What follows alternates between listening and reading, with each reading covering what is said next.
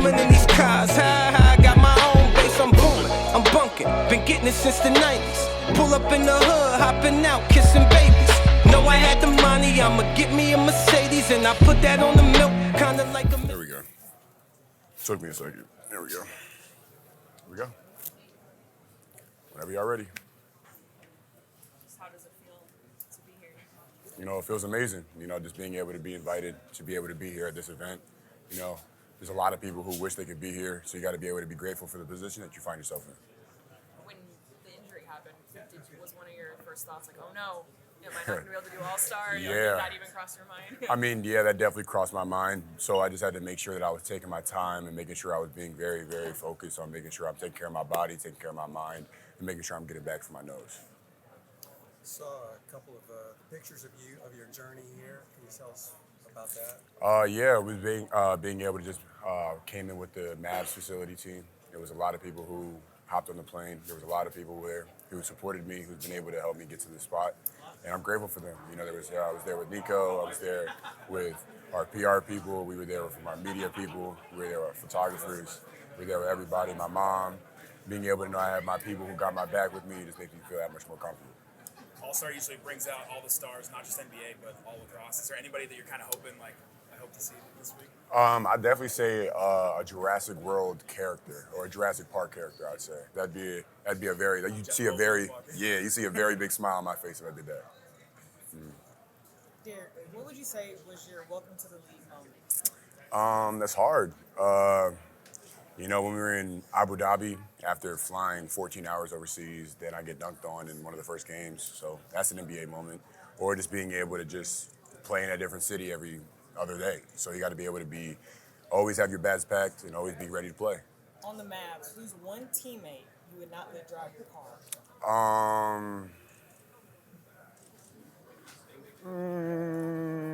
That's a good question. Let me think about that. I'd say Luka. Because he got so many cars, he just wouldn't care. He wouldn't care. That's what I'd say. Does the All-Star break and being here, does this kind of provide an opportunity to reflect back on everything? I'm sure your rookie season feels like a whirlwind. Does it sort of be like, okay, here's what I've accomplished up to this point? Yeah, it's kind of looking at it, not like a halfway point, but almost. Just being able to kind of reflect on what I've done from game one to now and just thinking about how can I improve going forward. So it's kind of just taking a second to catch your breath, get your bearings, and realize what you have to do moving forward. What are the things you're most proud of when you look at up to this point of your rookie year? And what are some of those things where you're like, okay, these are what I want to try to get better at for the Being able to be a starter as a rookie, being able to be an impactful player, help and impact winning, being able to earn my teammates' respect and trust, and just being able to go out there and laugh with one another and have fun. That's definitely been something that I've loved, and that's the main thing. That's why I love my job. I want to get better at being able to just be more effective on the offensive end and being able to be more of an impact so that not all the focus is on Luka and Kai, so that they can have some possessions off so that they can save their breath for later on in the game. Dereck, LeBron's going to play in his 20th All-Star game on Sunday. Being around Clutch, and I'm sure you've heard stories about the kind of work he's put in, but what is that? What kind of message does that send to the younger players in this league about the potential for these careers that span 15, 16, 17 years? You got to just think about how he takes care of his body. You know, how he's always focused and he's always working on his body. You know, there's always clips and little tweets out there about how much money he spends on his body, how much time he spends on his body. So you got to be able to think about that and be able to be focused. I'm 20 years old and he's in his 20th All-Star. So he's been playing basketball for pretty much the entire time I've been alive. And just being able to see how he's been able to be this consistent throughout his career, you got to be able to learn from it and to be able to take things from it. Working with Rich and your team at Clutch and being, I saw your Lakers games last year in the playoffs and stuff like that. Have you heard any stories, like crazy stories about how he's been able to kind of do this? And is there anything that you've seen in competing against him where you're just like, to your point, like this dude's been playing your entire life? When it comes to him playing through injuries, when it comes to him figuring out the game plan of what they need to do against teams to going up against them. I've heard a lot of stories of him being able to just sit there, watch film, and really study the game of basketball of each player.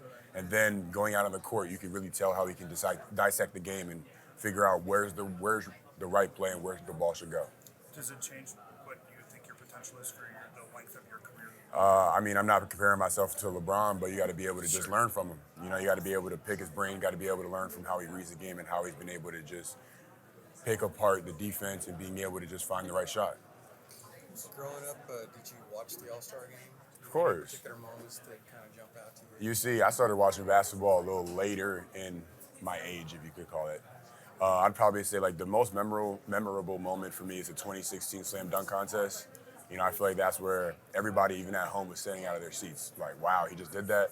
So, you know, I'm just excited to see what this year's dunk contest and three-point contest got in store. There's a ton of energy and momentum behind the Mavericks right now after those trades. Did you guys feel that? When did you start feeling that? Game one. Being able to go out there and we had two new pieces who've never played with us before, and they fit in perfectly. You know, we're being able to we're starting to build chemistry, we're starting to build trust with our new teammates, and we're already on a 6-game run.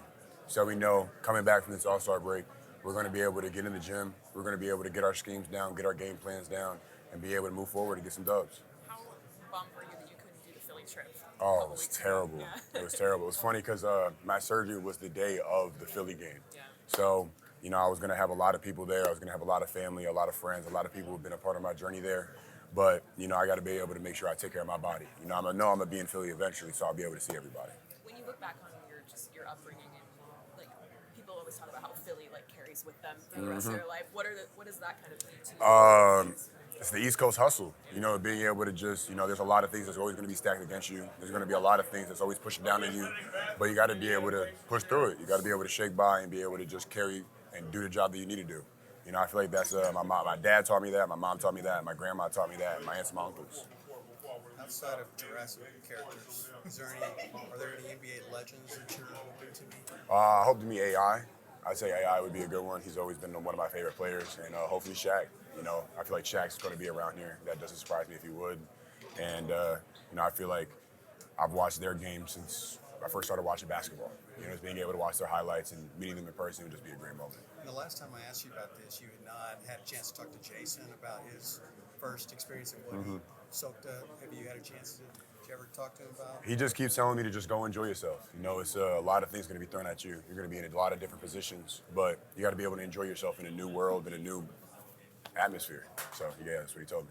Jalen Dern was here a couple minutes ago, and he talked about your AAU times, and he honestly threw some shade at you. He said, when we were in 8th grade, Dereck could not walk and shoot gum at the same time. Oh, no, he's right. He's right. I was like 6'7", I couldn't dunk. Yeah. So I had legs this big, and you know, it's just going up against him for years and years and years and years. He was stronger than me. He could jump higher than me. Well, you know, I got dunked on a lot of times, but it doesn't mean I would stop playing basketball. So I just kept grinding. I kept playing, and then we ended up winning Peach Jam. Is it wild that you guys are both here now? It's crazy. Yeah. It was crazy because, you know, we were playing in the same AAU team, 2.5 years ago? And now we're both at the Rising Stars All-Star game. So it's being able to see how both of our paths have gone different ways has come back and they've crossed each other again. When he was going through his rookie season last year and making an impact, was that somebody that you're like, okay, I guess how much did you follow that? I definitely watched a lot of his games. He had a couple of 2020s last year. He had a lot of double-doubles. But, you know, he's always a beast in the glass. He was always a beast in the paint, tossing shots, and being able to dunk the crap out of the ball. I mean, watch my words. Dereck, real quick, what's been that one welcome to the league moment for you so far? What's that one where it's like, yo, he got me? I'd say Rudy. Rudy got me one in Abu Dhabi where he drop step dunked on me. I know you was watching that one. But, you know, I've been able to get my get back on him. But, you know, I'm not worried about getting dunked on because you got to be able to take the ball out and get to the next play. So you're a high flyer, obviously. Who's the one guy that's high on your to-do list? Who's like the guy you're trying to bang on? Let's say Jalen. Yeah. Which Jalen? Jalen Dern. You know, just old teammates, old friends, just being able to just have that competitiveness and just have that going out there is just always having fun. Fair enough. Who's the one guy in NBA history, past or present, you wish you could have been teammates with at one point? That's a hard question. Tough, That was a hard question. Names. I would say AI. I was about to say Shaq, but I'm going to say AI. Why AI? You know, he was crafty. Everybody's going to focus on him, so that's going to be able to kind of just play off of him like how I do Luka. And then real quick, last one. What is one question that you've never been asked by a media member that you wish somebody would just ask you one day? How's your day going? How is your day going? You know, I'm good. We are here at the All-Star game. I ain't eat yet, but we're going to here. We're having fun, and we're just meeting a lot of people. So, yeah. Have you not eaten yet? I woke up, came down here, and made sure I got here on time. That's all I'm gonna say. Appreciate it. Then one more. I forgot my bad. Got you. 3 celebrities you'd want courtside at a Mavs game to watch you. Your ideal ones. Let's do Baby, Meek, Lil Baby, Meek Mill, and Future. Fair enough. Appreciate it. And last one, Mark Cuban, you guys 101. What's the final score? 211. Yes, game 11, make it take it. Is he getting any buckets? Because I know he I'll give him. He can shoot. I'll give him shoot. I'll give him 2 shots because I'll disrespect it. I'll give him 2 shots out of respect. out of respect, Very nice. and then I'll go back and dunk. So and 11-2 dunk and final dunk. score. Yeah, 11-2. Fair enough. Gotcha. Appreciate it. When you sort of look at the impact you've been able to make right away, what do you most like attribute that to as far as coaches, teammates, system? Coach Sweeney, Tyson Chandler, and just being able to have my teammates' trust. You know, there's a lot of things that's going to happen on the court that wouldn't happen if we didn't help the helper or if we didn't X out and then wheel over to the other corner. It really just comes down to a lot of communication and a lot of, if I do this, I know the player behind me is going to do what he needs to do. Hey, Dereck, what's going on, man? LeBron, he's been hooping since the Stone Age. What's your earliest memory of him? Oof. I feel like the Heat was like the first time I watched him on the Cavs, but I was really too young to remember that. Right. Whenever he was on the Heat with him, D-Wade, and Chris Bosh, that was really the time I was like, oh, so that's Bron. He's different. Yeah. That was the scariest version of him. Yeah, they was going at the rim. Let me ask you a question. A former defensive player of the year that you really want to dunk on? Could be past the present. Dikembe. Oh, all Dikembe. right. Give him the finger rap. Yeah. I hear that. All right, cool. Right, D, can you look at this camera? And I know we did this yesterday, but a message to the MFFLs Gotcha. that got you here, or, you know, So what is this, All-Star Practice Media? What should I say? Rising Stars. Rising Stars. practice. Gotcha. What's up, everybody? It's Dereck Lively II here. We're at Rising Stars Media at practice and reaching out to the Mavs fans. Thank y'all for supporting us. Please stay tuned. It's going to be a great weekend. See y'all soon. Ooh, Dereck, one what's take your wonder. best Luka Doncic story? You go first. It's hard. Him kicking the ball from the other end of the court and going in. Him throwing a behind the back half quarter. In game when I think it was the Nets game where he just slung it and it kissed off the backboard and in. Just him being 24, 25 and he acts like a 13-year-old. So it's hilarious. Just his personality and his character. Toughest European you've had to guard in the league so far? That's hard. I'm gonna say Luka. That's what I'm gonna leave it at. I'm not gonna give any more. What's his favorite European soccer team?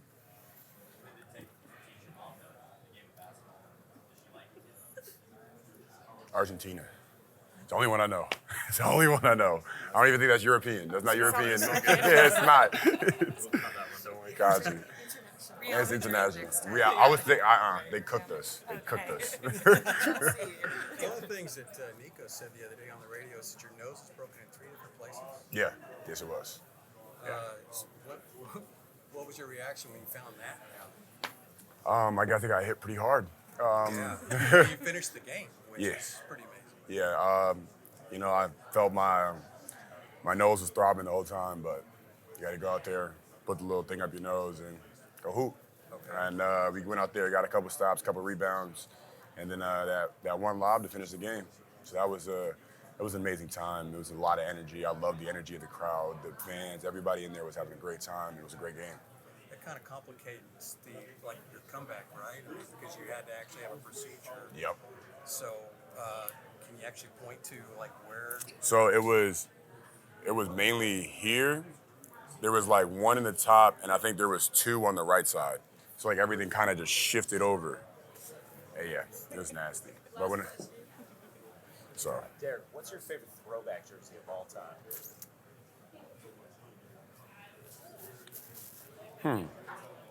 I love the old Sixer jerseys. I have the old I have the old Malone jersey in my closet. That's on top of everything. So I always see that whenever I go into my closet.